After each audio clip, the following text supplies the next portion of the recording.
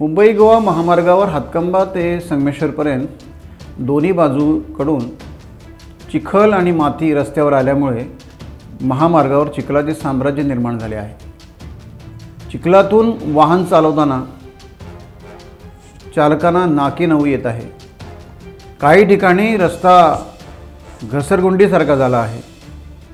Tyre चिखलामध्ये माखले असल्याने रस्त्यावरून वाहने चालवताना धोकादायक स्थिती निर्माण झाली आहे।